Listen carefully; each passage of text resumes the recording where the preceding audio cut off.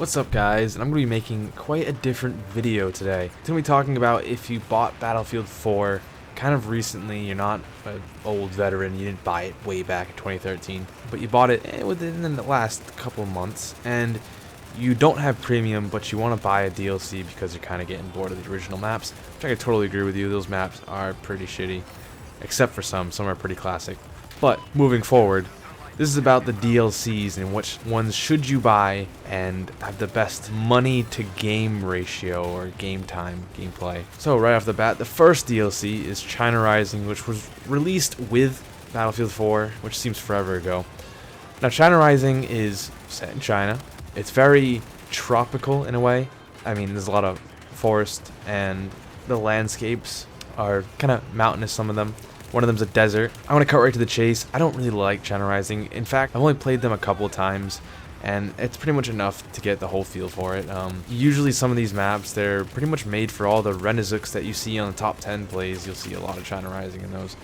That's pretty much all they're good for. They're very big, a lot of vehicle warfare, and if you want to get a nice 1,000 meter headshot, go right ahead, because those are almost the most common places to get them, if you can even get them as it is. With China Rising's guns, however, there's not much to choose from. The L96A1 was a favorite. Of course, these are all tuned to be Battlefield 4, and the RPK 74M I've seen people use a lot. The MTAR 21, which was an absolute human destroyer, it just tears through people, but it used to do that until they patched it because it was just so OP. If it wasn't patched, I would say, if you're looking for a gun, you'd be spending $15 for an MTAR 21 if you bought China Rising. Moving on to the second DLC, Second Assault. Ironic. This was released with the Xbox One's release, because it was pretty much kind of exclusive, came out a month before. Now, this DLC is probably my favorite, but I can't say that just yet. Second Assault was all the Battlefield 3, Battlefield 2 Bad Company. Now, those maps, they were remade for Battlefield 4, added some evolution. There's 4 maps, as there is for every single DLC, and including a couple of guns. Now, those guns are actually pretty important too to the DLCs. One of the biggest things about Second Assault DLC is Operation Metro for me, because with Battlefield 4, if you were a console player like me back in Battlefield 3, you've only played, could it be 8 on 8, 60, I don't know, I forget the exact numbers, it's been such a long time, but Battlefield 4 Metro on Xbox One, coming from console, it was just insanity. 32 versus 32 down this skinny, long strip of just all-out insanity. B-flag is always a hell with all grenades and everything going off. I mean, your character should be just deaf from all the explosions. Operation Firestorm. I grew to love that map the more Battlefield 3 aged on. It was just a very fun map to just play around. You could snipe, you can go down to the things, but, you know, that's enough said. Gulf of Oman, they added a Desert Storm, took away the air battles and replaced them with all infantry, which is not a bad thing in most cases. Now, Caspian Border, they changed the season, pretty much it. Still Caspian Border. You ever played Battlefield 3? The Second Assault weapons aren't too much to gawk over. The F2000, the SVAL, the M60E4, the Dow-12, Gall Magnum. Those 5, the ones that really stand out with the M60E4, because that's a light machine gun. It shoots very slow, minimal recoil.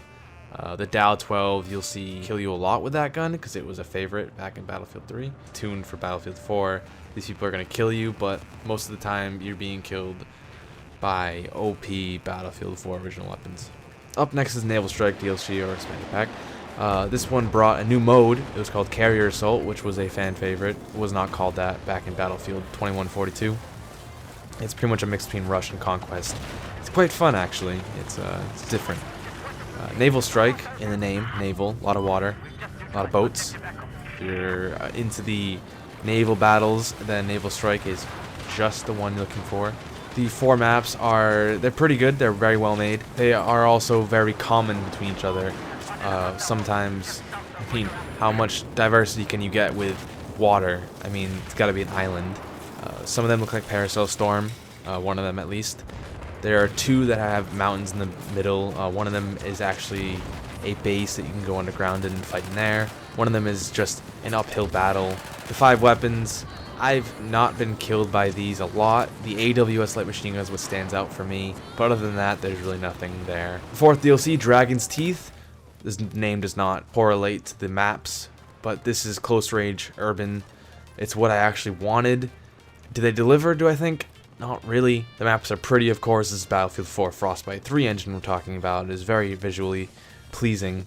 This one also brought a new game mode called Chain Link, which is conquest just in a chain. You can figure out what I'm saying. The weapons, however, these are probably some of the best weapons that came out with the DLC. The Deagle 44, which in my opinion is the best sidearm. It is a 2-shot anywhere in the body. It's a 1-shot headshot. Of course, we're talking about low range.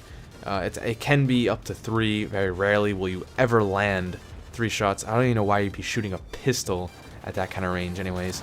CS5 is a sniper I've gotten killed by quite a few times. I've yet to use it, let alone to unlock it. I haven't really set my sights on that yet. I'll give it a try.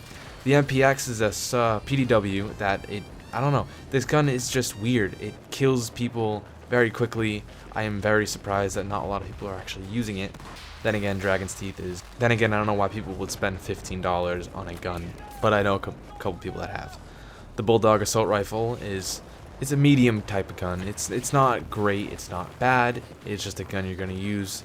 It's good for certain things. This one also brought the Riot Shield, which is a lot of fun because when you're sitting in an elevator, you need someone to go in first, you got someone with the Riot Shield.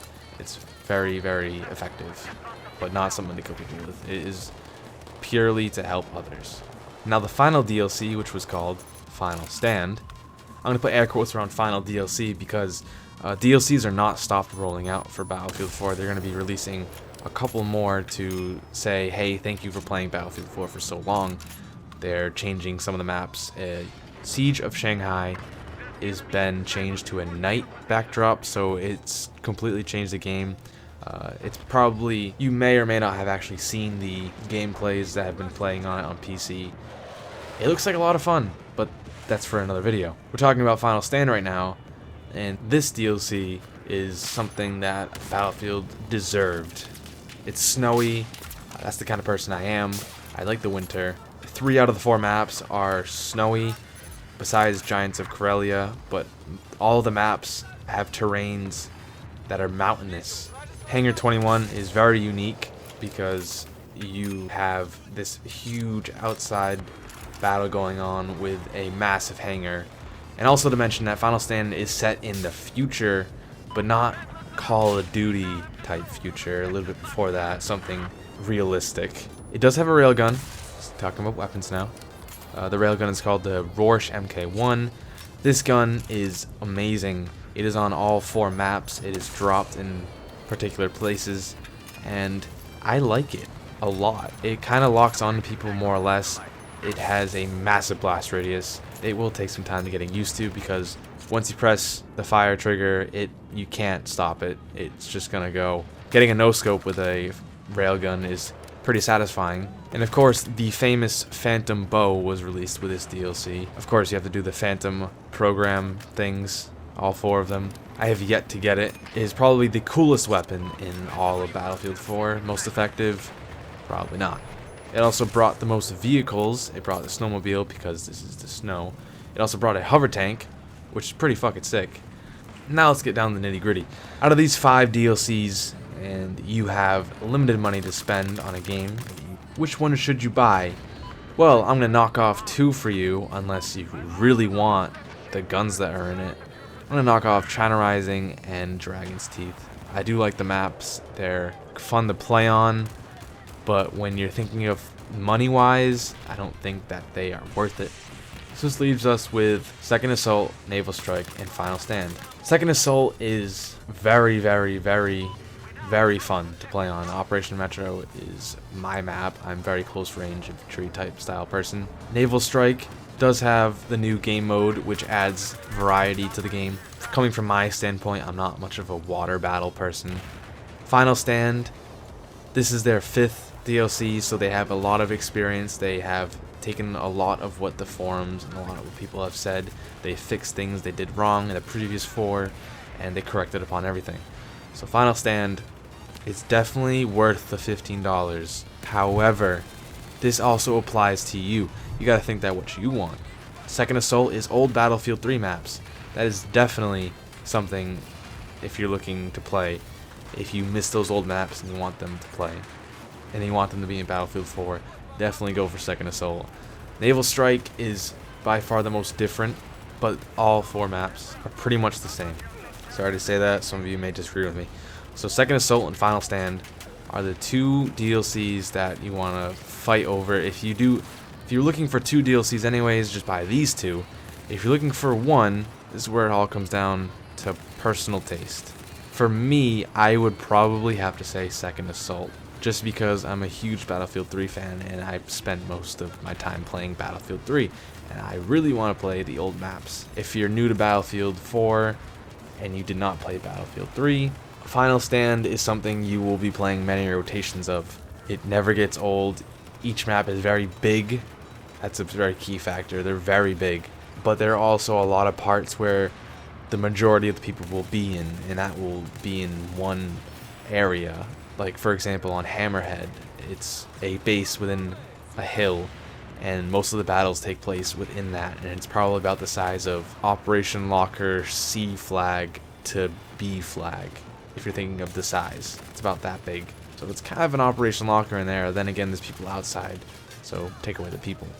So to sum it all up, China Rising, not the best. Dragon's Teeth, if you're in it for a couple of guns, the Desert Eagle 44 is an amazing gun. It's not $15 though. Naval Strike brought one of the best modes in. It's not the craziest. Final Stand, I really can't explain why. It's just very fun to play in. You can see some of my videos, a gameplay of it to see if you like it. Second Assault, old maps, fantastic. Remastered, couldn't be better. Anyway guys, I hope I've helped you make a decision that had been killing you. If you have premium, then I don't know why the fuck you're watching this video. I hope you guys enjoyed, and I'll see you guys in the next video.